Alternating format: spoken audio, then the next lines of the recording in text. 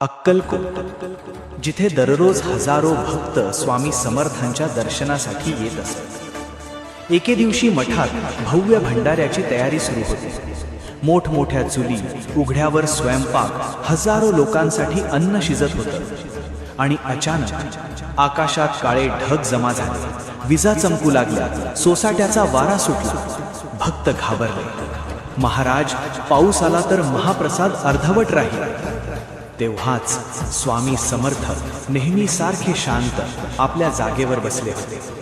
स्वामींनी दंड उगारला आणि आकाशाकडे पाहून गरजले, गप्प बस, जा पलीकडे.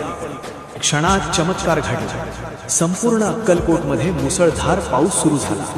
पण जिथे महाप्रसाद शिजत होता, जिथे भक्त बसले होते, तिथे पावसाचा एक थेंबही नाही. महाप्रसाद पूर्ण झाला. हजारो भक्तांनी पोटभर जेवण केले. आणि सगळं झाल्यावर स्वामींनी खुणावली तेव्हा त्या जागेवरही पाऊस सुरू झाला. ही कथा शिकवते की जो खऱ्या मनाने ईश्वराची सेवा करतो, त्याच्या कार्यात निसर्ग सुद्धा अडथळा आणत नाही.